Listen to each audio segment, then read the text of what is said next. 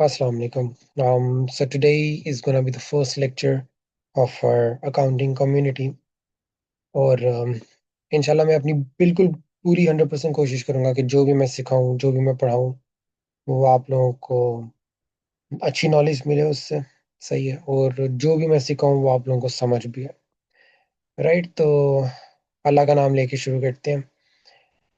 अच्छा, तो ऑब्वियसली मैंने आप लोगों को एक चीज़ बतानी है कि look, I am not here to teach you about all the basics, ये जो कुछ भी आपकी डबल एंट्रीज और बेसिक अकाउंटिंग ऑब्वियसली मैं आपको नहीं बताऊंगा, क्योंकि I will be focusing more on the practical side of the accounting thingy, right? क्योंकि डेफिनेटली जो बुकिश नॉलेज है और जो भी डबल एंट्रीज और ये सारी चीज़ें होती हैं, ये आपको कहीं से भी मिल जाएंगी, सही है? तो जो इंशाल्लाह मैं आपको सिखाऊंगा वो थोड़ा सा डिफरेंट होगा, जो भी फिलहाल नहीं है हमारे कहीं पे भी, यूट्यूब पे या कहीं पे भी। तो हम देखते हैं आज आज एजेंडा क्या है हमारे आज क्लास का। वो ये है कि देखिए जी, सबसे पहले तो मैंने आपको ये बताना है, दो चीज़ें पढ़ेंगे आज, ठीक है? बिल्कुल कोशिश करूंगा क्लास बहुत ज़्यादा लंबी ना हो जाए। बोर हो जाते हैं यार, मैं भी आप लोगों की जगह होगा तो जाहिर है बोर हो जाऊंगा, नींद आना शुरू हो जाती है। और वैसे भी जब आप ऐसे ऑनलाइन लेक्चर ले रहे होते हो, ना टीचर की शक्ल नज़र आ रही होती है आपको। अभी अभी ये बेसिकली मैं बेड पे बैठा हूँ, तो मैं अपना कैमरा ऑन भी नहीं करना चाह रहा हूँ, क्योंकि मैं बिल्कुल चिल हो गए लेट के आप लोगों को मैं ये लेक्चर रिकॉर्ड कर रहा हूँ। नेक्स्ट क्लास में जब मैं स्कूल से बैठूंगा तो इंशाल्लाह I turn my camera on as well. अच्छा, अभी वो लड़कियों वाला सिनेरियो नहीं है ऑब्वियसली कि जी मैंने मेकअप करना और ये वो, लेकिन अच्छा खैर वो सारी बातें छोड़ो, let's get straight to the point. Agenda ये है कि जी दो चीज़ें मैं आज आप लोगों को पढ़ाऊंगा। नंबर वन ये कि what are roles are as an accountant, ठीक है, इन यूके बेस्ड फर्म। या फिर आप अगर कोई यूके का क्लाइंट हैंडल कर रहे हो, या फिर यूके बेस्ड फर्म में काम कर रहे हो, या यूके के अंदर ही काम कर रहे हो, ठीक है, एज एन अकाउंटेंट, तो आप लोगों के रोल्स क्या हैं through out the month, through out the year, through out the span of time. तो आप लोगों ने बेसिकली करना क्या क्या है, सबसे पहले तो हम लोग ये समझेंगे, ठीक है, कि हम लोगों ने करना क्या क्या। आई मीन लाइक नॉर्मली आप किस डेट से किस डेट तक बुक कीपिंग करोगे, फिर उसके बाद क्या होगा, फिर उसके बाद क्या होगा, ताकि आप लोगों को एक प्रोसेस समझ आ जाए कि हमने सीखना क्या क्या, ठीक है। दूसरी चीज मैं आप लोगों को ये बताऊंगा, जब ऑब्वियसली जब रोल्स वगैरह के बारे में आपको पता चल जाएगा, दूसरी चीज मैं आपको ये बताऊंगा कि जब क्लाइंट आपको डेटा देता है ना, जब भी क्लाइंट आपको डेटा देगा कि जी ये डेटा पकड़ो, मेरे अकाउंट्स कर दो या मेरे वैट सबमिट कर दो या जो भी कर दो, तो जो क्लाइंट आपको जो डेटा प्रोवाइड करता है, वो किस किस तरह से प्रोवाइड करता है। आई मीन वो क्या क्या चीजें आपको प्रोवाइड करता है। क्या हर क्लाइंट आपको सेम डेटा प्रोवाइड करता है? मतलब बड़े इंपॉर्टेंट क्वेश्चन हैं ये। तो ठीक है, तो मतलब आप लोगों को ये पता होना चाहिए कि क्या हर क्लाइंट सेम होता है? ऑब्वियसली नहीं सेम होता। कुछ क्लाइंट्स होते हैं बिल्कुल ही जो है ना, उठा के पीडीएफ बैंक स्टेटमेंट्स की मारते हैं आपके मुंह पे, वो खप जाते हो आप उसमें। ऐसे क्लाइंट से हम लोग थोड़े से दूर रहते हैं।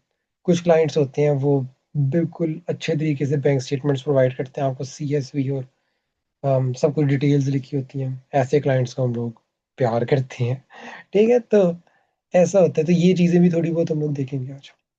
एनीवेज, थोड़ा सा रूल्स वगैरह के बारे में देखते हैं हम लोग कि एज एन अकाउंटेंट हम लोगों ने, अगर हम लोग प्रैक्टिकली एक कंपनी में काम कर रहे हैं, तो एज एन अकाउंटेंट हम लोगों ने पूरे मंथ में करना क्या क्या है, ठीक है।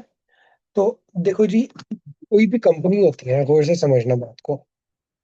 एक कंपनी है, ठीक है, एक कंपनी ने क्या करना होता है? प्रॉफिट कमाना होता है। क्या करना है उसने? प्रॉफिट कमाना है, जाहिर है।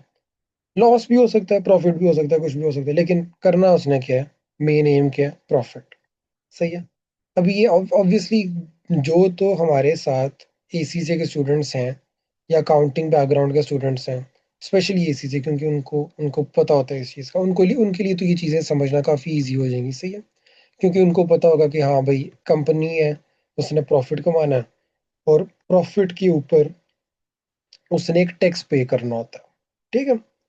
उस टैक्स का क्या नाम होता है? तो आप लोगों को जो अकाउंटिंग बैकग्राउंड वाले हैं उनको तो समझ आ जाएगी। मैं कोशिश करूंगा कि हमारे साथ कुछ लोग जो अकाउंटिंग बैकग्राउंड से नहीं है, तो मैं कोशिश करूंगा उन लोगों को भी समझ आ जाए।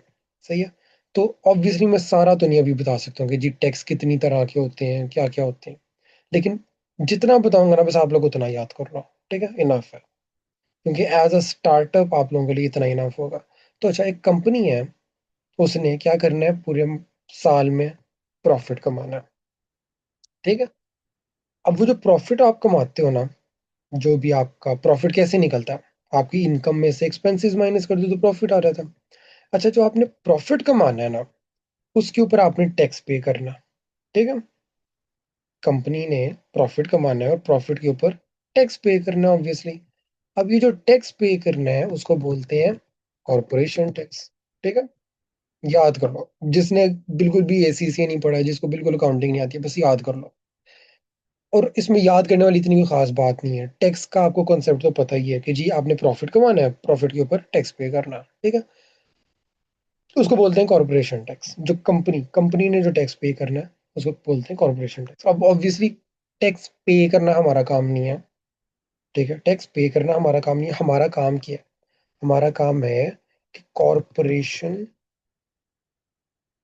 टैक्स की जो फाइलिंग करनी है, बेसिकली इसको अगर मैं इजी वर्ड्स में बताऊं, कि आपकी जो बॉडी है एच एम आर सी कौन है? His majesty revenue and custom. जैसे पाकिस्तान में कौन है? एफ बी आर, जिनको हम लोगों ने टैक्स पे करना है। वो यूके में HMRC। ठीक है। HMRC को आपने बताना तो है ना कि भाई मेरा इतना टैक्स बन रहा है, तो आपको टैक्स फाइल करना है ना बेसिकली। तो हम लोगों ने क्या करना होता है, टैक्स फाइल करना होता है कंपनी का।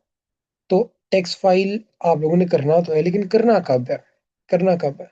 जब भी आपकी कंपनी का ईयर एंड होता है ना, मतलब आपको पता है ना, एक अकाउंट्स जो बनते हैं बेसिकली वो सालाना बनते हैं, एक साल के बनते हैं। तो वो जो अकाउंट्स ईयर एंड है ना, ईयर एंड होने के हर 9 मंथ्स बाद आपने क्या करना है, टैक्स फाइल कर देना। ठीक है। मतलब कि आप लोगों ने HMRC को बताना है कि जी मेरी इनकम इतनी है, मेरे एक्सपेंसेस इतने हैं, मेरा जी टैक्स इतना बन रहा है। ठीक है। तो एक तो रोल क्या हो गया, आप लोगों ने कॉरपोरेशन टैक्स की फाइलिंग करनी है।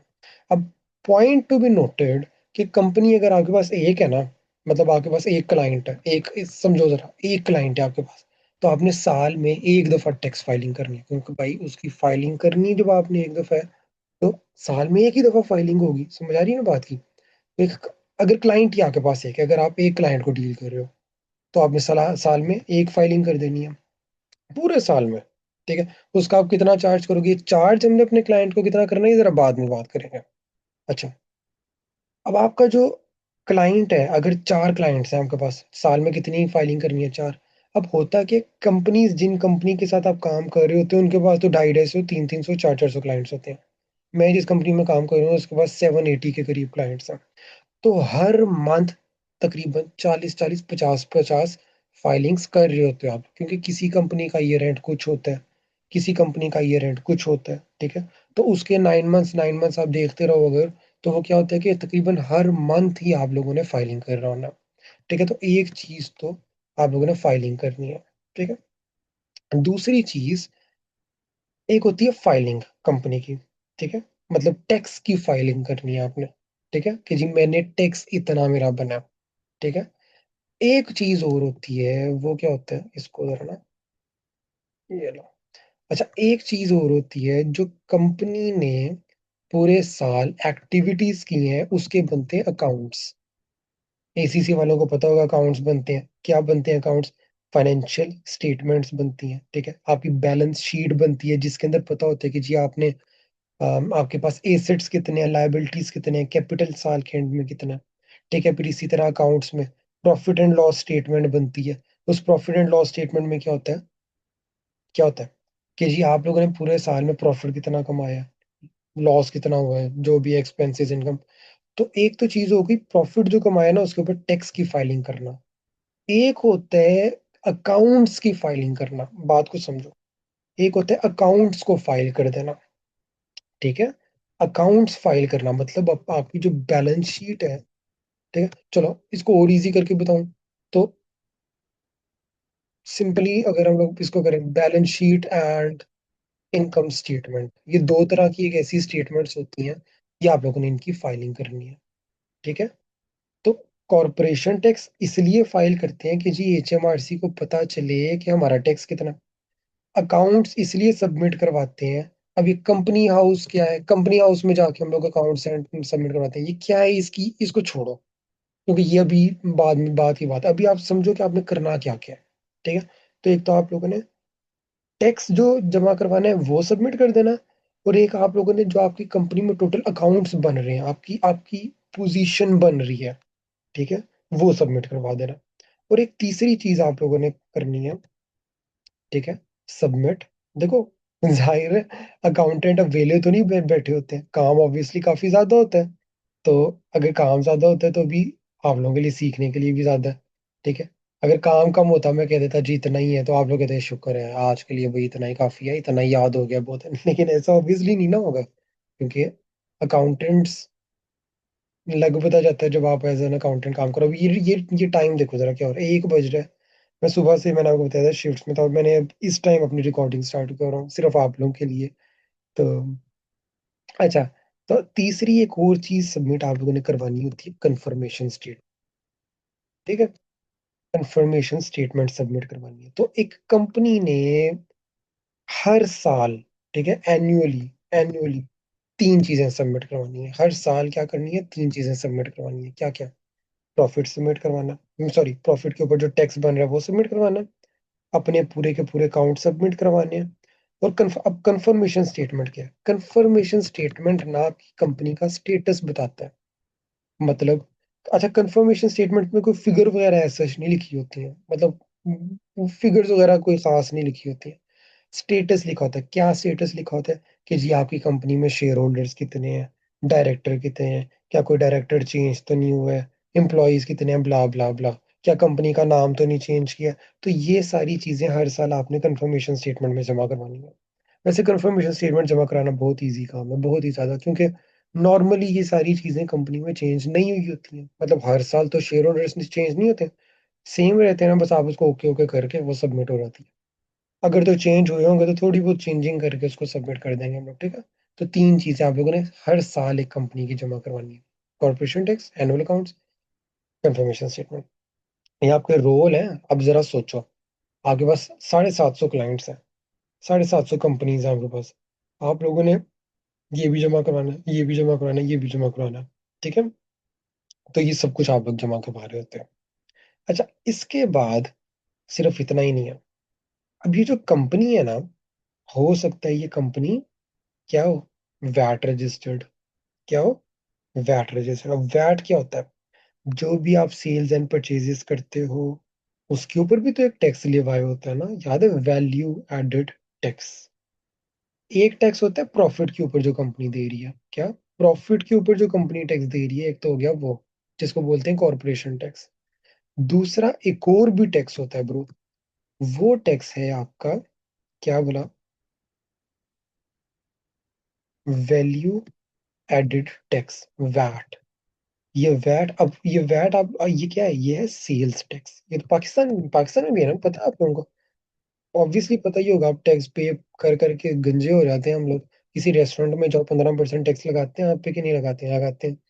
कार्ड से पे करो 12% है, कैश से पे करो, मतलब ये ड्रामे अब पूरी दुनिया में ही है। तो ये वाले ड्रामे वैट इसको बोलते हैं। ठीक है। तो ये जो वैट है, ऑब्वियसली ये चीजों की खरीदारी या चीजों की बेचने के ऊपर होता है, ये वैट अप्लाई। ठीक है। तो हम लोगों ने क्या करना है? अब वैट, मजे की बात है, वैट सबको पता होगा, वैट 3 3 महीनों के बाद आप सबमिट करते हो वैट रिटर्न। ब्रो, बात समझो, जो भी टैक्स आपने एचएमआरसी को पे करना है ना, उसको पहले फाइल करना है आपने। सही है। तो देखो, आप लोगों ने कॉर्पोरेशन टैक्स, एक तो देखना है, नंबर 1 आपका ये रोल आ गया, कॉर्पोरेशन टैक्स की फाइलिंग करना। नंबर 2 रोल आ गया आपका अकाउंट्स की फाइलिंग करना। नंबर 3 रोल आ गया, अभी अपनी रोल्स गिनो आपने करना क्या क्या है। कंफर्मेशन स्टेटमेंट की फाइलिंग करना। ठीक है। फिर आप लोगों ने एक, मतलब अब जरा सोचो, अगर आपके पास एक क्लाइंट है, आपने साल में कितनी दफा वैट सबमिट करवाना है? 4 दफा। ठीक है। देखो, कॉर्पोरेशन टैक्स तो एक दफा जमा करवा देना है, अकाउंट्स भी एक दफा जमा करवा देने हैं, कंफर्मेशन स्टेटमेंट भी एक दफा जमा करवा देना है। ये जो वैट है ना आप लोगों का, क्योंकि हर 3 महीने बाद आपकी कंपनी का पे होता है, वैट सबमिट होता है, वैट और पे भी होता है, सबमिट एंड पे होता है। तो साल में कितने हो गए? 4 हो गए। तो अगर एक क्लाइंट है तो 4 दफा वैट आप लोगों ने जमा करवाना है, 2 क्लाइंट है 8 दफा, 8 वैट्स आपने जमा करवाने हैं, ठीक है। अच्छा, वैट जो है ना, बेसिकली क्या होता है, थोड़ा सा, चलो डिटेल में चली जाते हैं, थोड़ा सा डिटेल में चले जाते हैं, ज्यादा नहीं में जाऊंगा ताकि ना हिल ना जाओ आप लोग। तो जरा समझो, ये जो वैट होता है ना, हर क्वार्टर का वैट होता है। कॉर्पोरेशन टैक्स कितने टाइम का होता है? ईयर का होता है। ईयर के प्रॉफिट के ऊपर ईयर का कॉर्पोरेशन टैक्स। अकाउंट से होता है, ईयर का होता है, ईयर का accounts submit, confirmation statement yearly. VAT क्या होता है? हर क्वार्टर का वैट बनता है, ठीक है। और हर 3 महीने बाद वैट सबमिट करना होता है आप लोगों ने, ठीक है। ये नॉर्मली तब है अगर आप लोग वैट रजिस्टर्ड हो, सबमिशन तब आप लोगों ने करनी है। अब जरा समझो, 3 महीने बाद, लेकिन जरा सोचो, पहला क्वार्टर है, अच्छा आपकी कंपनी स्टार्ट हुई है मार्च में, ठीक है, मार्च में कंपनी बनी है, इसका 1 मार्च को फॉर एग्जाम्पल, ठीक है। इसका ईयर एंड क्या होगा? अगले साल 28 फरवरी। सोचो 12 महीने तब भी बनते हैं ना, 1 मार्च से 28 फरवरी इसका ईयर एंड होगा। अच्छा, अब जरा समझो वैट आपने कब कब जमा करवाना है। पहला क्वार्टर आपका कब खत्म हो रहा है? मार्च, अप्रैल, मई, ठीक है, पहला क्वार्टर ये हो गया। फिर मई, जून, जुलाई, अगस्त, ठीक है। फिर सितंबर, अक्टूबर, नवंबर, फिर दिसंबर, जनवरी, फरवरी। तो आपकी ना ये 4 क्वार्टर्स के वैट जाने हैं, ठीक है। मार्च अप्रैल मई का पहला वैट जाएगा, जून जुलाई अगस्त का सेकंड वैट जाएगा, आप लोगों का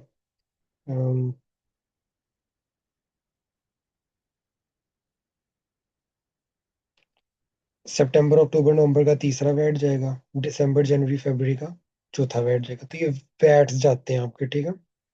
तो अब वैट का रूल क्या है? वैट का रूल ये है कि जब कभी भी आपका क्वार्टर खत्म होता है ना, क्वार्टर खत्म होता है, जैसे मार्च अप्रैल मई में क्वार्टर खत्म होगा, कब? 30 मई पे क्वार्टर खत्म होगा पहला। इसके 1 महीने, 1 मंथ एंड 7 डेज के अंदर अंदर आपने अपना वैट जमा करवाना है, वैट फाइल करवाना है। मतलब इसका वैट, पहले क्वार्टर का वैट कब जमा होगा? देखो, मई में खत्म हुआ, अप्रैल का महीना गुजार के 7 जून तक आपने वैट जमा करवाना ही करवाना है, ठीक है, इस क्वार्टर का। इससे पहले जितनी मर्जी पहले करवा दो वो आप पे है, लेकिन 7 June is the deadline, otherwise फिर पेनल्टी स्टार्ट हो जाएंगी, ठीक है। इसी तरह जून जुलाई अगस्त, ठीक है, अगस्त 30 अगस्त, मतलब जून जुलाई और 30 अगस्त तक खत्म हुआ, फिर सितंबर का गुजार के 7 अक्टूबर तक आपने इसको जमा करवाना, ठीक है। तो इस तरह होता है, 1 मंथ 7 डेज। अच्छा, तो ये आप लोगों ने वैट भी जमा करवा दिया, समझ आ गई? अभी समझो आप लोगों ने रोल्स क्या किए, तो ये आप लोगों ने ये भी जमा करवा दिया। तो कंपनी अगर है तो ये भी जमा कराना है। 4 रोल्स तो ये हो गया आप लोगों के, ठीक है। अच्छा, इसके अलावा आप लोगों ने क्या करना? इसके अलावा आप लोगों ने सेल्फ असेसमेंट्स। अब सेल्फ असेसमेंट्स क्या होती हैं? इंडिविजुअल्स की मैं बात यहाँ पे कर रहा हूँ, ठीक है। कंपनीज में क्या होता है, मोर देन वन डायरेक्टर भी हो, जितने मर्जी डायरेक्टर्स हो सकते हैं, शेयर होल्डर्स हो सकते हैं, जो मर्जी हो सकता है, एम्प्लॉइज होते हैं, तो पूरी पूरी सेल्फ असेसमेंट्स में क्या होता है, इंडिविजुअल्स है वहां पे जी, ठीक है, और जी इंडिविजुअल्स। एक इंडिविजुअल है आपके पास आया, ठीक है जी, सर मेरा रिटर्न फाइल कर दें। सही है, आप लोगों ने रिटर्न फाइल कर रहे हो, ठीक है। अब रिटर्न फाइल करनी कब है आप लोगों ने? वेरी सिंपल, ये तकरीबन आप लोग 31 ऑफ जन, अब कोई भी इंडिविजुअल है ना, सेल्फ असेसमेंट में क्या है, सेल्फ असेसमेंट में ये होता है कि एक एक सिंगल बंदे की बात हो रही है, एक सिंगल बंदे की बात हो रही है। ये तो देखो, जो कॉरपोरेशन टैक्स था ना आप लोगों का, या अकाउंट्स थे आप लोगों के, ये तो साल में कभी भी जमा करवा सकते हो आप लोग। जैसे जैसे कंपनी ए का जी ईयर एंड है 28 फरवरी, ठीक है, ईयर एंड। तो इसने कब तक अकाउंट जमा करवाने हैं? इसके 9 महीने बाद गिनो जरा, मार्च अप्रैल मई जून जुलाई अगस्त सितंबर अक्टूबर नवंबर। इसने 30 ऑफ नवंबर तक अपनी फाइलिंग करनी है, किस चीज की? कॉर्पोरेशन टैक्स की इसने फाइलिंग करनी है 30 ऑफ नवंबर तक, ठीक है। दूसरी कंपनी है, 31 ऑफ मार्च उसका ईयर एंड है फॉर एग्जाम्पल, इसने कब तक करनी है, 31 दिसंबर तक फाइलिंग करनी है। ठीक है। तो मतलब डिफरेंट कंपनीज की डिफरेंट डेट्स होंगी, लेकिन जो सेल्फ असेसमेंट है ना, ये डिफरेंट है। सेल्फ असेसमेंट में कोई ईयर एंड तो होता नहीं। ठीक है, कोई ईयर एंड नहीं होता। सेल्फ असेसमेंट में सिंपल है। सेल्फ असेसमेंट में हर 31 जनवरी को आप लोगों ने फाइलिंग करनी है। ठीक है। कहाँ से कहाँ तक की, ये बात की बात है।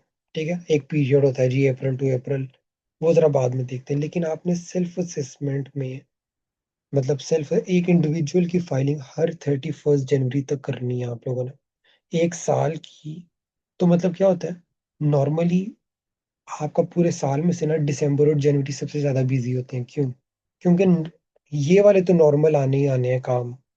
उसके अलावा एक एक्स्ट्रा सेल्फ असेसमेंट वाला काम भी ऐड हो रहा था, क्योंकि नॉर्मली ना पूरे साल में जनवरी, सॉरी, फरवरी, मार्च, अप्रैल, मई, जून, जुलाई, अगस्त, सितंबर, अक्टूबर, नवंबर, पूरे साल में जो होता है ना, वो क्या होता है कि आप लोगों का नहीं इतना बर्डन आप लोगों के ऊपर है सेल्फ असेसमेंट का आता है, क्योंकि आप लोग कहते हो कि जी एंड में जाके देख लेते हैं, तो कोई इतना बर्डन नहीं आता है।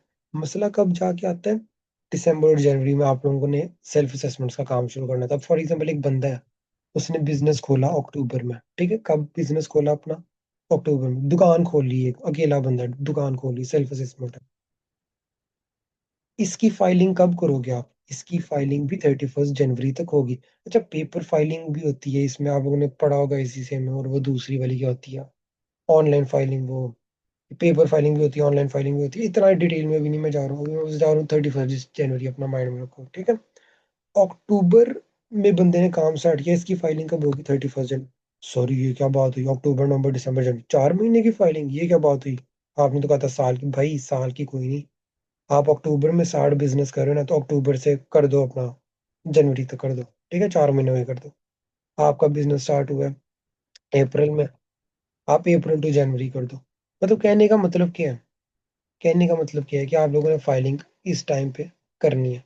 वैसे हाँ भाई, मुझे पता है आप लोगों का ईयर एंड क्या है, अप्रैल टू अप्रैल होता है, लेकिन इतनी अभी डिटेल में, बस मैं आपको अभी क्योंकि रोल समझा रहा हूँ, तो मैं उस डिटेल में नहीं जा रहा हूँ, क्योंकि आपने करना क्या क्या अभी वो समझा रहा हूँ। ठीक है। तो कितने काम हो गए, 1, 2, 3, 4, 5, 5 काम हो गए आप लोगों ने करने हैं। ठीक है। सेल्फ असेसमेंट की फाइलिंग्स आप लोगों ने करनी है, टैक्स फाइलिंग करनी है। ठीक है, टैक्स फाइलिंग करनी है। तो एक ये भी काम आ गया, सेल्फ असेसमेंट्स की टैक्स फाइलिंग करनी है। अच्छा, तीसरा काम आप लोगों ने करना है, पेरोल। ठीक है भाई, अब ये जो कंपनी है ना, इस कंपनी के 40 क्लाइंट, वो 40 एम्प्लॉयज भी हो सकते हैं, 2 एम्प्लॉयज भी हो सकते हैं। देखो, जरूरी नहीं है कि ये कंपनी, ये जो भी देखो, ये जो भी क्लाइंट होगा, जरूरी नहीं है कि वो आपको कहे कि जी आपने मेरा पेरोल भी रन करना है, लेकिन कह भी सकता है, और ज्यादातर कहते ही हैं। ठीक है। तो अगर आप लोगों ने इनका पेरोल रन करना है ना, पेरोल, पेरोल पता है ना, पेरोल क्या होता है, पेरोल का मतलब है कि जी हम, आप किसी बंदे को पे कितना कर रहे हो, ठीक है, उसका सारा रिकॉर्ड आपने गवर्नमेंट को पहुंचाना है। ठीक है, HMRC को पहुंचाना है। आप लोग क्या कर रहे हो, पे कितना कर रहे हो, कि इस बंदे ने इतने घंटे काम किए, इसका इतना वेज रेट था, इसका ये। तो महीने के एंड में ना, वो आप लोगों ने पहुंचाना होता है HMRC को कि जी इसका ये पेरोल था। ठीक है। तो ये आप लोगों ने समझना है। तो आप लोग पेरोल रन करते हो, और जब पेरोल रन हो जाता है ना, तो आपको पता है आपको सैलरीज उसके बाद ट्रांसफर होती है नॉर्मली। ठीक है। तो पेरोल आप लोगों ने, एक तो वो भी उसके बारे में बात होगी कि पेरोल आप लोगों ने करना है। ठीक है। तो पेरोल का काम भी अच्छा खासा लंबा काम है। जो बड़ी कंपनीज होती है ना, वो क्या करती हैं, पेरोल का सेपरेट डिपार्टमेंट है, वो सारे सिर्फ पेरोल ही देख रहे होते हैं। ठीक है। पेरोल के भी डिफरेंट सॉफ्टवेयर हैं। तो एक काम आ गया, पेरोल भी आप लोगों को आना चाहिए, क्योंकि आप लोग कभी कंपनी में जाओगे तो आप लोगों को पेरोल भी आना चाहिए कि पेरोल कैसे रन करते हैं। ठीक है, कि क्या सॉफ्टवेयर यूज होते हैं, क्या होता है, क्या नहीं होता। ठीक है।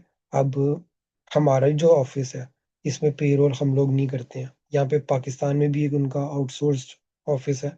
तो पाकिस्तान में जो 2-4 बंदे बिठाए हुए हैं, वो सारे पेरोल के बिठाए हुए हैं उन्होंने, वो सिर्फ पेरोल करते हैं। ठीक है। हमारा जो यहाँ पे यूके का ऑफिस है, हम लोग बाकी ये वाले काम कर लेते हैं। ठीक है, ये चीज है।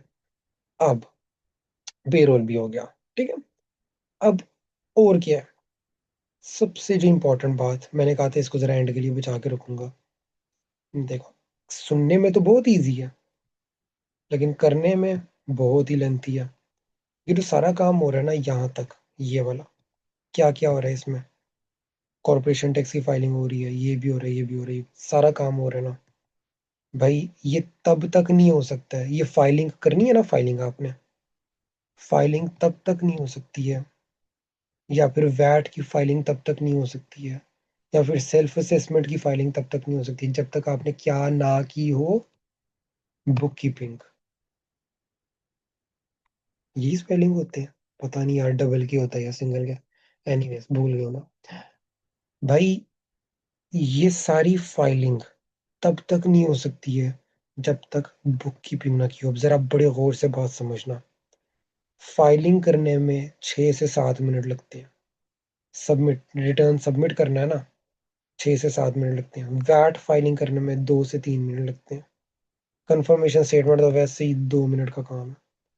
मसला क्या है कि इनकी वर्किंग कहाँ पे हो रही है, हर चीज की वर्किंग कहाँ पे हो रही है, आप कैलकुलेशंस कहाँ पे कर रहे हो, कहाँ पे कर रहे हो, इस जगह पे। ये चीज है सारी गेम। अगर तो मेरी जरा बात ना बड़े गौर से सुनना, अगर तो आपने बुक कीपिंग अच्छी की है ना, मैं आपको मजाक नहीं कर रहा हूँ, बुक कीपिंग सुनने में तो यही है कि जी क्लर्क वाला काम है, लेकिन अगर आप हाई लेवल की बुक कीपिंग पकड़ो ना, आपका होश ठिकाने में आ जाए, आपको पता चले कि अच्छा ये होती है बुक कीपिंग, लग पता जाए आप लोगों को। बुक कीपिंग को आप लोगों ने जितना लाइट लिया होता है कि जी हम लोगों ने एसीसी किया हुआ बुक कीपिंग नहीं हम लोगों ने करनी है, ਤੁਹਾਨੂੰ लग लो जाएगी ਜਦੋਂ ਤੁਸੀਂ ਇਹ बुक कीपिंग करना, लग पता जाएगा आप लोगों को, क्योंकि जो बड़ी कंपनीज होती हैं ना उनकी बुक कीपिंग में बहुत कॉम्प्लिकेशंस आती हैं। वो क्या करती हैं, वो इंट्रा कंपनी ट्रांसफर्स कर रही होती हैं, जो कंसोलिडेशन वगैरह में हम लोगों ने पढ़ा होता है, तो वो उस तरफ चला जाता है थोड़ा सा। ठीक है, तो बुक कीपिंग जो है ना, मैं आपको सही बताऊं, देखो आप लोग अपने एसीसीए में क्या पढ़ रहे हो, या आपने कोई भी अकाउंट्स पढ़े हैं तो क्या पढ़ रहे हो, आप लोग यही पढ़ते हो ना। देखो, सबसे पहले डबल एंट्रीज पास करते हो, आप लोग करते हो ना, मतलब जब आप कोई भी पढ़ रहे हो, जब लेक्चर्स ले रहे हो, FA1 MA1 पढ़ रहे हो, डबल एंट्री सीखते हैं हम लोग। फिर क्या सीखते हैं, लेजर सीखते हैं, लेजर्स कैसे बनाने हैं। ठीक है, फिर हम लोग क्या सीखते हैं कि जी टाइप ऑफ डे बुक्स कितनी होती हैं। चलो डे बुक्स पहले, लेजर से पहले आ रहा था, माजरत जी माजरत।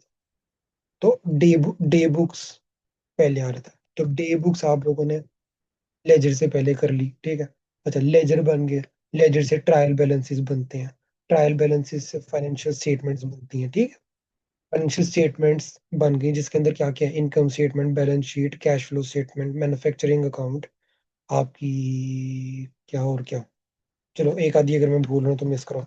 अच्छा, फाइनेंशियल स्टेटमेंट बन गए, फिर आपके नोट टू अकाउंट्स, अगर नोट्स बनते हैं, आप लोगों को पता होगा जब आप थोड़ा सा आगे F7 में जाओगे SBR, आपको पता चलेगा नोट टू अकाउंट्स क्या होते हैं। जब ये हो रहता है, फिर इन अकाउंट्स की बेस पे टैक्स कैलकुलेशन होती है ना, टैक्स कैलकुलेशन इन अकाउंट्स की बेस पे, ये जो स्टेटमेंट्स बनाएंगे फिर टैक्स कैलकुलेट करते हो आप लोग, फिर टैक्स को सबमिट करते हो। और ये सब कुछ हमने किस किस सब्जेक्ट में पढ़ा हुआ है, फाइनेंशियल अकाउंटिंग में पढ़ा हुआ है, टैक्स अकाउंटिंग में पढ़ा हुआ है। ठीक है, और थोड़ा बहुत चलो मैनेजमेंट अकाउंटिंग भी बोल लो आप, लेकिन ऐसा नहीं।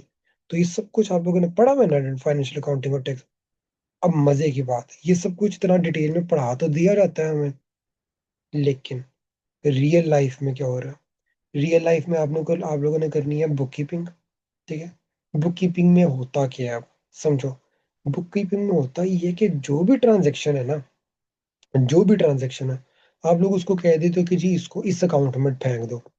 ठीक है, फॉर एग्जाम्पल मैं गया हूँ जी एजडा, एजडा क्या है, यहाँ पे सुपर मार्केट है कह लो। ठीक है, एजडा सुपर मार्केट, मैंने वहां पे, क्यों मेरे बैंक स्टेटमेंट में लिखा होगा एजडा से आप लोगों ने 6 पाउंड का कुछ खरीदा। ठीक है, 6 पाउंड का अब मैं ये देख के, अब और कोई इन्फॉर्मेशन नहीं है इसकी, मैं देख के कह रहा हूँ चाहे एजडा से, मैं इसको पकड़ के डाल देता हूँ एंटरटेनमेंट में। ठीक है, आपको पता है ना आपके लेजर अकाउंट होते हैं, टी अकाउंट्स होते हैं, मतलब अगर अगर चलो छोड़ो अभी इसको, इसको एक सेकंड बाद में बात करते हैं। अगर वो कहता है कि जी मैंने ABC कंपनी को क्या की है, 15 पाउंड की सेल की है, क्या सेल, मैं क्या करूंगा, मैं सेल के टी अकाउंट में डाल दूंगा, मैं सेल के अकाउंट में इसको पकड़ के फेंक दूंगा। सही है, मैं सेल के अकाउंट में इसको डाल दूंगा। ठीक है, या फिर अगर फ्यूल है, फ्यूल आपने खर्च किया है 13 पाउंड का, मैं उसको फ्यूल के अकाउंट में पकड़ के फेंक दूंगा। ठीक है, थोड़ा सा मैं ये डिसाइड करूंगा कि यार इसके ऊपर वैट लगना चाहिए या नहीं लगना चाहिए। सही है। अच्छा, एसडा गया मैं, 6 पाउंड मनी आउट ट्रांजेक्शन जी, पैसे गए हैं, मैंने इसको पकड़ के डाल दिया एंटरटेनमेंट में। ठीक है, एंटरटेनमेंट में ऐसी सारी चीजें आ जाती है ना जो आपने, रेस्टोरेंट कभी गए हो, क्लब वगैरह गए हो, खैर क्लब अल्लाह माफ करे मैं कभी भी नहीं गया हूँ, लेकिन स्टिल क्लब गए हो, कोई भी एंटरटेनमेंट किसी तरह की भी हो सकती है। तो ये जिस तरह के भी, जो भी जहां पे भी आप नॉमिनल अकाउंट्स में डाल रहे हो, bro, this is book keeping. ठीक है, एक तो हो गया ये, आप लोगों ने इसके अकाउंट्स कर लिए। फिर आप इसकी थोड़ी सी करते हो रिकंसिलिएशन। अच्छा, एक मजे की बात, ब्रो, रिकंसिलिएशन हर केस में जरूरी नहीं है, कभी कभी आप बुक कीपिंग की रिकंसिलिएशन कर लेते हो, मतलब बुक कीपिंग में रिकंसिलिएशन कभी कभी नहीं करते हो, मैं केसेस बता दूंगा आप लोगों को। ठीक है, ये बुक कीपिंग है, दैट्स इट। ठीक है, इसको ऑब्वियसली थोड़ी सी कॉम्प्लेक्स सिचुएशंस आती रहेंगी, मैं बताऊंगा आपको।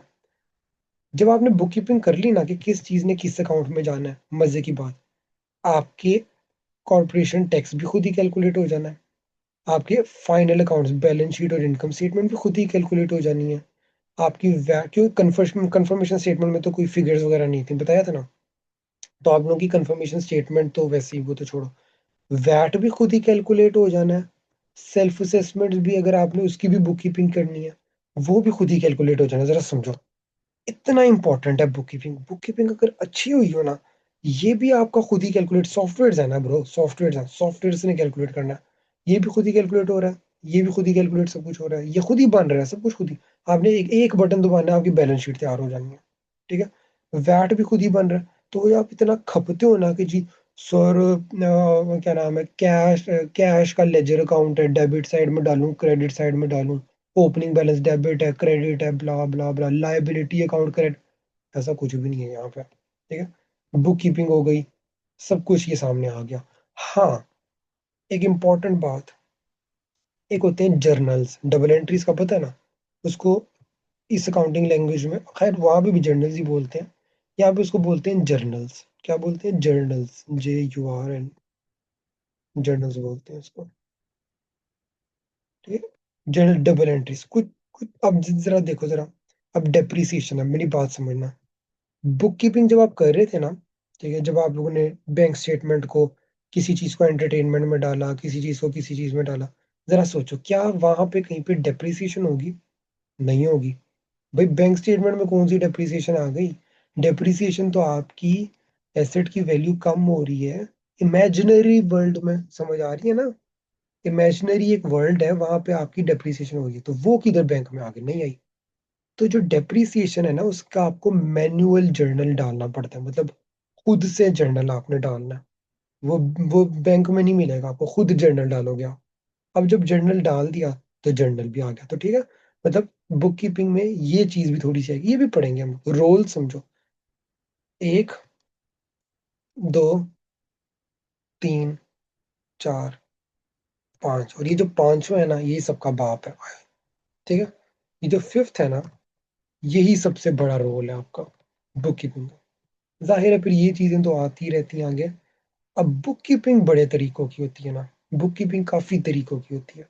अब जब आप बुक कीपिंग अकाउंट्स के लिए, ये अकाउंट्स है ना, जब आप अकाउंट्स के लिए बुक कीपिंग करोगे थोड़ा सा डिफरेंट होगा केस, वैट के लिए करोगे थोड़ा सा डिफरेंट होगा, मतलब डिफरेंट सिनेरियोज आएंगे। सिर्फ एक तरह की बुक कीपिंग नहीं है अब। ठीक है, एक तरह की बुक कीपिंग नहीं है, तो डिफरेंट सिनेरियोज आ गए। तो ये आप लोगों के रोल्स आ गए। फिर देखो, इसके अलावा कभी कभी आप लोगों ने अकाउंटेंट्स लेटर सेंड करने होते हैं। ठीक है, अकाउंटेंट लेटर क्या होता है? कभी कभी ना बैंक जो है ना, वो मांगते हैं आपके क्लाइंट से कि अपने अकाउंटेंट से लेटर बनवा के भेजो, कि अकाउंटेंट फिर ना लेटर बना के भेजता है बैंक को कि जी, yes, I am the accountant of this particular blah blah blah company, this is its UTR number, ये इसका ये नंबर है, वो नंबर है, ब्ला ब्ला ब्ला। तो मतलब कंफर्मेशन लेटर होता है। ठीक है, फिर आपको जो पेनल्टीज, देखो पेनल्टीज पड़ती हैं हम लोगों को, कभी लेट फाइलिंग हो जाती है, कभी लेट पेमेंट्स हो जाती हैं। ठीक है, पेनल्टीज पड़ती हैं। फिर उस पेनल्टी, अब वो पेनल्टी जो है ना, उसको खत्म करने की अपील्स होती हैं। ठीक है, पेनल्टी अपील्स, मतलब वो जो पेनल्टी आपने पे की है उसको अपील करना है आपने HMRC से। अपील बेसिकली क्या मतलब, HMRC के जरा तरले मिलते डालते हैं, HMRC को कहते हैं यार काइंडली मेरी जरा पेनल्टी खत्म कर दो। लेटर शेटर लिख के देते हैं HMRC को, ठीक है। जरा थोड़े बहुत झूठ बोलते हैं, बीमार हो गया था, मेरे इसकी डेथ हो गई थी, उसकी डेथ हो गई थी, वाकई ये यहाँ पे वो चलता है ऐसा। तो मतलब पुठी सीधी अपनी जो है ना, मेरा एक्सीडेंट हो गया था, ये हो गया था, ब्ला ब्ला ब्ला। और और मजे की बात, जैसे हम लोग स्कूल्स में मरे हुए दादे को फिर से मार रहे होते हैं बार बार, अल्लाह माफ करे। मेरे इसकी डेथ हो गई थी, छुट्टी करनी है। तो वो सीन ये हम लोग ना HMRC के साथ थोड़ी सी कहानियां चलाते हैं, तो HMRC जो पेनल्टी डली होती है ना, वो आपकी माफ कर देता है नॉर्मली। मतलब 80% चांसेस में हो रहा है, कभी कभी रिजेक्ट भी कर देता था आपको पेनल्टी ना, आपकी जो अपील है, ठीक है। ये भी चीज आ गई। मेरे ख्याल से मैं एक आधी चीज की भूल रहा हूँ मैं बिल्कुल ना इस टाइम, मुझे याद नहीं आ रही, लेकिन ये मेन रोल्स हैं आपके। बाकी वही प्रिंटिंग स्कैनिंग वो तो करना ही करना ना आप लोगों ने, ठीक है। वो तो साथ साथ चलता ही रहता है, प्रिंटिंग होगी, स्कैनिंग होगी, प्रिंट्स वगैरह भी ऐसे क्या ही हैं, वो साथ साथ ही चलता रहता है, ठीक है।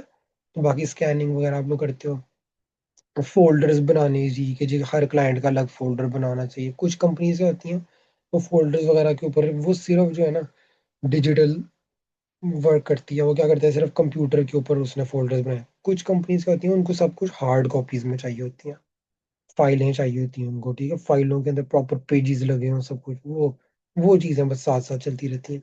लेकिन मेन जो है ना ब्रो, ये चीजें करने वाली, ठीक है। अब इन चीजों में भी एक पूरा प्रोसेस है, वो सारा कुछ हम लोग जाहिर है सीखेंगे आहिस्ता आहिस्ता। तो आप लोगों ने ये कुछ करना है, हम लोग स्टार्ट बुक कीपिंग से करेंगे। अब मैंने आप लोगों को एक इम्पॉर्टेंट बात बतानी है। बुक की अब एक तो हमारा काम हो गया, रोल्स क्या आप लोगों का रोल क्या वो तो खत्म हो गया। अब पहला काम आप लोगों ने क्या करना है, बुक कीपिंग, क्योंकि बुक कीपिंग से आके चलोगे तो आप लोगों की रिटर्न्स पे जाएगा ना। तो सबसे पहले हम लोगों को क्या चाहिए होता है, डेटा, ठीक है। डेटा चाहिए होता है हम लोगों को। अब जो डेटा है ना हम लोगों को कौन देता है, हमारा क्लाइंट देता है, सही है। Client will provide us the data, ठीक है। For what for book keeping, ठीक है। क्लाइंट हम लोगों को डेटा प्रोवाइड करेगा बुक कीपिंग का, सही है। अब इसमें दो केसेस आते हैं, इन दो केसेस को जरा सेपरेटली देख लेते हैं। एक केस क्या है और दूसरा केस क्या है, इसके बारे में थोड़ी सी बात करते हैं। क्लाइंट ने आपको क्या प्रोवाइड करना है, डेटा, ठीक है। और ये डेटा आप लोगों ने किस लिए आप लोगों को चाहिए, बुक कीपिंग के लिए, क्योंकि बुक कीपिंग होगी फिर आगे जाएगा। अब हम लोग क्लाइंट को ईमेल करते हैं सबसे पहले, ठीक है। क्लाइंट को ईमेल करते हैं कि जी kindly send us the data, इस पीरियड के लिए बुक कीपिंग करनी है हम लोगों ने। खैर बुक कीपिंग का तो हम लोग नाम नहीं लेते, हम लोग कहते हैं आपका हम लोगों ने वैट सबमिट करनी है, तो उसके लिए हम लोगों को ये डेटा प्रोवाइड कर दो। या फिर हम लोग उसको कहते हैं आपके हम लोगों ने अकाउंट्स सबमिट करने हैं या कॉरपोरेशन टैक्स सबमिट करना है, ठीक है।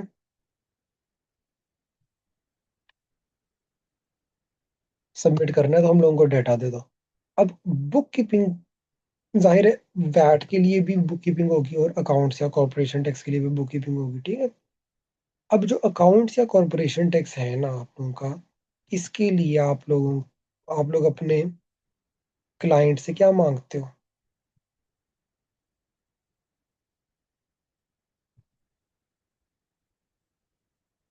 चलो छोड़ो, इतना ज्यादा डिटेल में भी मैं जाने लगा तो छोड़ो। जो अकाउंट्स है ना उसके लिए आप लोगों को आपकी क्लाइंट से चाहिए होती है बैंक स्टेटमेंट, ठीक। बैंक स्टेटमेंट मिलेगी आपको, और बैंक स्टेटमेंट से आप लोग क्या करते हो, करना शुरू कर दोगे बुक कीपिंग। अच्छा कभी कभी क्लाइंट आपको, बल्कि आपको अपने क्लाइंट से नॉर्मली एक और चीज भी चाहिए होती है, क्या भला। चलो इसके बारे में बाद में बात करते हैं, इस तरफ पहले आते हैं। वैट के लिए भी आपको क्या चाहिए होती है, मैं बता देता हूँ आपको। बैंक स्टेटमेंट तो चाहिए, इसके अलावा आप लोगों को इनवॉइसेस और बिल्स चाहिए होते हैं, क्यों। क्योंकि इनवॉइसेस और बिल्स के ऊपर मेंशन होगा हर इनवॉइस और हर बिल के ऊपर जो वैट चार्ज किया गया है, ठीक है। और एक बात याद रखना, इनवॉइसेस और बिल्स जरूरी हैं, ठीक है। इनवॉइसेस छोड़ो, इनवॉइसेस होता क्या है, सेल्स, बिल्स परचेजेस। वैसे आजकल के जमाने में ना इन दोनों को इनवॉइसेस ही लोग बोल रहे होते हैं, ठीक है। मतलब लोग इसको परचेज इनवॉइस बोल देते हैं, इसको सेल इनवॉइस बोल देते हैं। तो वो बस, लेकिन मैं इसको बिल इनवॉइसेस कहता हूँ। अब जो बिल्स है ना, ये जो परचेज की बिल्स हैं, ठीक है, ये क्यों चाहिए होती हैं, क्यों? क्योंकि आपने HMRC से वैट क्लेम करना है ना, ठीक है। आपको पता है ना, आप लोग जब वैट रजिस्टर होते हो तो आप लोग अपना वैट क्लेम बैक कर सकते हो। ये बात याद है आप लोगों को? देखो, जो टैक्स आपने HMRC को पे करना है ना, वैट की बात करो, और अगर आप वैट रजिस्टर्ड, चलो इसको थोड़ा सा और डिटेल में देख लेते हैं। देखो, एक कंपनी होती है वैट रजिस्टर्ड, ठीक है, एक कंपनी होती है अनरजिस्टर्ड, जो रजिस्टर्ड नहीं है, ठीक है। अम, अगर तो आपकी कंपनी का ईयरली टर्नओवर 84,000 से ज्यादा है, वो अभी मेरे ख्याल से थोड़ा चेंज हो गया ना, 90,000 हो चुका है, लेकिन चलो समझने के लिए अभी इतना ठीक है। 84,000 अगर आप लोगों की कंपनी का टर्नओवर 84,000 से ज्यादा है ना, तो आप लोग रजिस्टर कर लेते हो अपने आप को, ठीक है। 84,000 से कम में तो आप अनरजिस्टर्ड ही रहते हो, डी रजिस्टर्ड रहते हो। अब अगर आप रजिस्टर्ड हो ना, तो जो टैक्स आप HMRC को पे कर रहे हो ना, वो आप लोग साल के एंड में क्लेम कर सकते हो, ठीक है। वो क्या कर सकते हो, आप लोग क्लेम कर सकते हो HMRC से, मांग सकते हो वापस कीजिए, हम लोगों ने इतना टैक्स दिया था, वापस करना। अच्छा, अगर एक कंपनी अनरजिस्टर्ड है ना, वैट के लिए रजिस्टर ही नहीं है, तो उसका तो वैट सबमिट करने का मतलब ही नहीं कोई बनता, ठीक है। उसका वैट सबमिट करने का कोई फायदा ही नहीं है। वैसे वैट रिटर्न आप सबमिट तो ऑब्वियसली करोगे कि कितना आप लोगों का वैट बन रहा है, और सब कुछ वैट रिटर्न सबमिट होगी। लेकिन पॉइंट मैं आपको ये बताने लगा था कि देखो, जो परचेजेस के ऊपर होता है ना वैट, चलो इसके ऊपर एक काम करते हैं, नेक्स्ट क्लास ना थोड़ी सी इसके ऊपर डिटेल रखते हैं वैट के ऊपर, ठीक है। क्योंकि वैट का अगर आपको कॉन्सेप्ट, क्योंकि मैं इस तरह से पढ़ाना चाह रहा था कि सबको समझ आ जाए, ठीक है। लेकिन अभी फिलहाल सबको समझ नहीं आएगी, तो नेक्स्ट क्लास में भी हम लोग वैट को थोड़ा सा समझेंगे, ठीक है। हम कि जी वैट कब क्लेमेबल है, कब क्लेमेबल नहीं है, जमा कब करवाना है, कब नहीं करवाना है, ठीक है। तो उसके बारे में हम लोग नेक्स्ट क्लास में, मैं लाजमी याद रखूंगा कि नेक्स्ट क्लास में वैट के बारे में भी पढ़ना है हम लोगों ने। मतलब बैंक स्टेटमेंट की बुक कीपिंग में जाने से पहले थोड़ा सा वैट देखेंगे हम लोग, ठीक है, बाद में देखेंगे। क्योंकि अभी आप लोगों का माइंड डाइवर्टेड है इन चीज़ों के ऊपर कि हम लोगों ने करना क्या क्या, तो मैं नहीं चाहता हूँ कि वो वापस बुकिश नॉलेज पे आ दो। नेक्स्ट क्लास में चलेंगे। अच्छा, तो आप लोगों ने मांगना कि आपके क्लाइंट से इनवॉइसेस और बिल्स, और बैंक स्टेटमेंट भी वो दे दें तो अच्छा है, लेकिन सबसे ज़्यादा इंपॉर्टेंट क्या है, इनवॉइसेस और बिल्स तो आपको चाहिए। क्यों? क्योंकि HMRC, अगर आप लोगों ने जमा करवा दिया ना टैक्स, HMRC को थोड़ा सा कहीं पे भी शक ऊपर नीचे पड़ गया, और ऊपर HMRC ने कहना भाई मुझे बताओ, या आपने जो वैट इनपुट वैट है, या जो भी क्लेम वैट कर रहे हो, या जो वैट मुझे दे रहे हो, मुझे बताओ, इसकी मुझे इनवॉइसेस दिखाओ। फिर आपको इनवॉइसेस दिखानी पड़ती हैं, बिल्स दिखाने में। तो आप लोग अपने, ये होना जरूरी है, किसी चीज का भी वैट क्लेम करना है ना आपने, या किसी चीज का भी वैट डाल रहे हो आप अपनी, उसकी आपको इनवॉइसेस और बिल्स चाहिए। क्यों? क्योंकि इनवॉइसेस और बिल्स के ऊपर आपका वैट रेट लिखा होता है, और यूजली ऐसे होता है हम लोगों को नहीं समझ आ रही होती है ना। देखो, फॉर एग्जाम्पल मैं आपको बताता हूँ, स्पोर्ट्स डायरेक्ट, ठीक है, एक ये स्पोर्ट्स की शॉप है, चीजें मिलती हैं। अभी उसने, बंदे ने खरीदी 30 पाउंड की चीज, ठीक है, बैंक में लिखा हुआ है 30 पाउंड के पैसे गए। भाई मुझे क्या पता चलेगा इसके ऊपर वैट अप्लाई हुआ है नहीं हुआ है? वैसे तो जाहिर है गूगल शूगल करके समझ आ रहती है, या फिर आप लोगों को रूल्स याद होते हैं कि इस चीज पे वैट अप्लाई होता है, इस पे नहीं। लेकिन हम लोग क्या करते हैं, इनवॉइसेस या बिल्स देख के ही पता करते हैं कि ये वैटेबल है या नहीं है। तो इसलिए इसलिए हम लोगों को एक वैट रजिस्टर्ड कंपनी के लिए ना इनवॉइसेस और बिल्स चाहिए ही चाहिए होते हैं, और साथ एक बैंक स्टेटमेंट मंगवा लेते हैं हम लोग, ठीक है। अब इसको हम लोगों ने करना चलना किस तरह से है, वो जरा मैं आपको बाद में बताता हूँ। तो अब जरा समझो, अब मंगवा तो हम लोग ये लेते हैं। अब ये तो हम लोगों ने मंगवाना है, ठीक है। अब मसला कहाँ पे आता है? मसला ये होता है कि कुछ क्लाइंट्स होते हैं थोड़े से डैश, डैश मीन्स कि थोड़े से ना यार, मतलब सुस्त होते हैं। मैंने आपको पहले भी कहा था, professional bro, professional, no abuse. कभी कभी आ रही होती है गाली मुंह में, उसको फिर वापी फेंक दो इधर उधर। खैर, वैट सबमिट तो आप लोगों ने करना है। मसला ये कि क्लाइंट जो आपको डेटा प्रोवाइड करते हैं ना, कभी कभी कुछ क्लाइंट्स होते हैं वो आपको बैंक स्टेटमेंट्स भी दे देते हैं, ठीक है। आपको परचेज इनवॉइसेस जिसको मैं बिल कह रहा था वो भी दे देते हैं। सेल्स इनवॉइसेस जिसको मैं सेल्स जिसको इनवॉइस कहते हैं वो भी दे देते हैं। ठीक है, उधर से फिर हम लोग देखते हैं कि इसका वैट टोटल कितना बन रहा है। अच्छा, कैसे देखना है वो तो जाहिर है सेपरेट क्लास है ना, उसको तो अभी हम नहीं देखते। बैंक स्टेटमेंट्स देते हैं ताकि बैंक स्टेटमेंट्स के ऊपर काम किया जाए। ठीक है, एक तो काम हो गया ये। कुछ क्लाइंट्स होते हैं वो सिर्फ हम लोगों को दे देते हैं परचेज इनवॉइसेस और सेल्स इनवॉइसेस, वो बैंक स्टेटमेंट्स नहीं देते हैं। ठीक है, आप परचेज इनवॉइसेस और सेल इनवॉइसेस को ही देख के सिर्फ वैट लगा देते हो। ठीक है।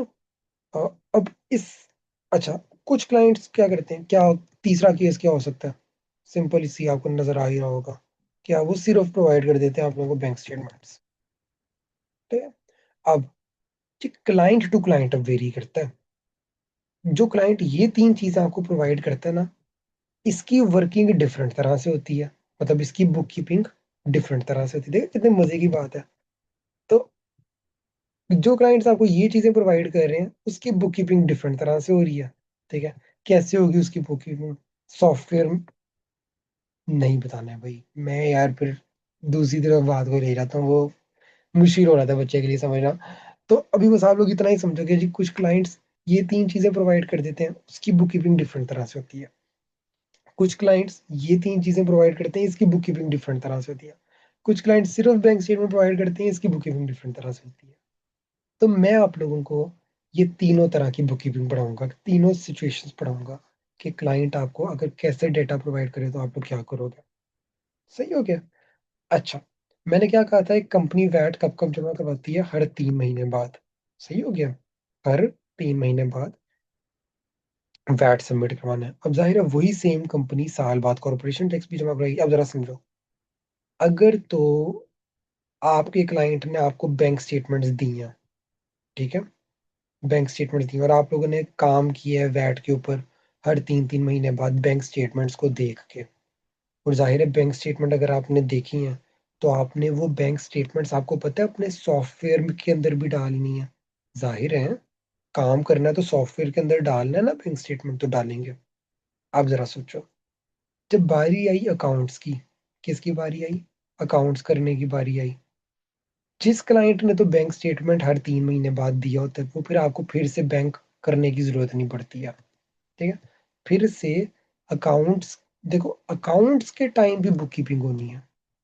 ठीक है, अकाउंट्स के टाइम भी बुक कीपिंग होनी है, समझो। जिस क्लाइंट ने तो आपको दे दी बैंक स्टेटमेंट्स फॉर वैट, उसकी फिर आपको फिर से अकाउंट्स के टाइम पे बैंक स्टेटमेंट्स को या वर्किंग करने की या बुक कीपिंग कह लो करने की जरूरत ही नहीं पड़ती है। इंजॉय करो, फिर आपको ईयर एंड पे खपना ही नहीं पड़ेगा इसकी वर्किंग के लिए। सही है ना, क्योंकि क्यों, क्योंकि हर 3 महीने की बैंक स्टेटमेंट तो ये देता गया था और हम लोग बुक कीपिंग करते रहे थे।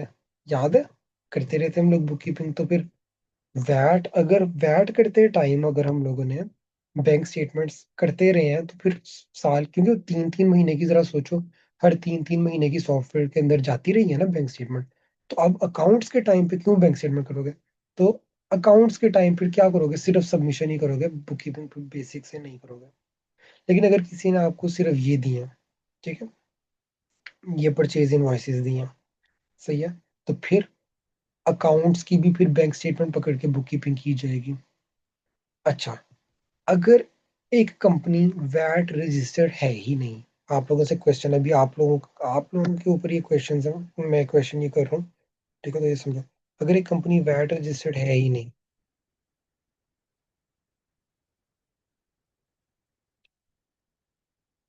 ठीक है, तो क्या होगा, उसकी वर्किंग किस तरह से होगी, उसकी वर्किंग इस तरह से होगी कि आप लोगों को बैंक स्टेटमेंट्स फिर से प्रोवाइड की जाएंगी।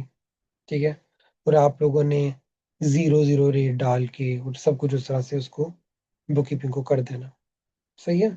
तो जरा देखो, ये सब मजे की बात है, ये थोड़ी सी ना कॉन्सेप्ट बिल्ड होता रहेगा साथ साथ आप लोगों के लिए। ठीक है, अब यही इसी तरह जो सेल्फ असेसमेंट वाले हैं ना, सेल्फ असेसमेंट वालों को हम लोग क्या कहते हैं, अपनी बैंक स्टेटमेंट्स दें।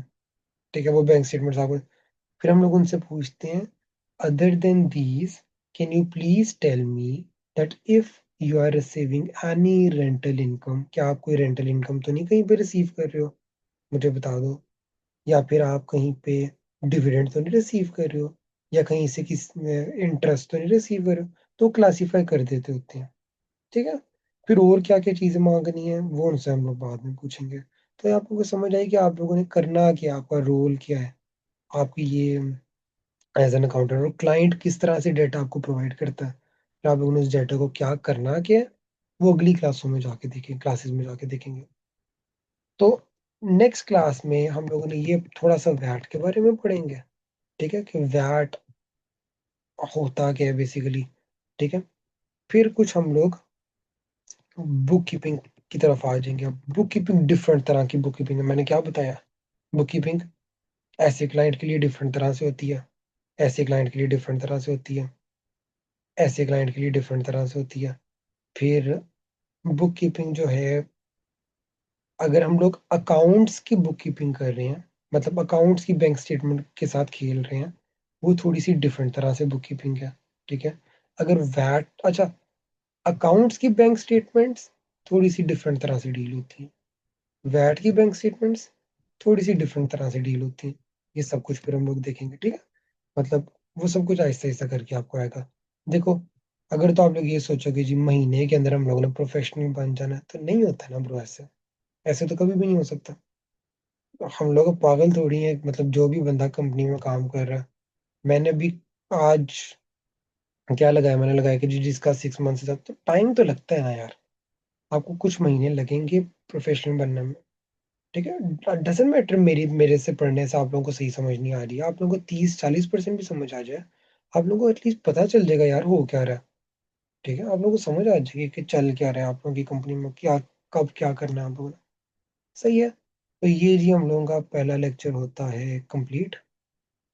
चला, नेक्स्ट क्लास पता नहीं कब होगी, हफ्ते बाद होगी, 2 हफ्ते बाद होगी, 2 दिनों बाद होगी, 3 दिनों बाद होगी, कोई पता नहीं चलता है, ये बस मेरे मूड की बात है। जब मूड हो पढ़ाने का तो पढ़ा ले, तो अदरवाइज फिर अय्याशी करो। तो बस नेक्स्ट क्लास में मुलाकात होती है। तब तक अपना ख्याल रखें बहुत सारा, और अल्लाह हाफिज़।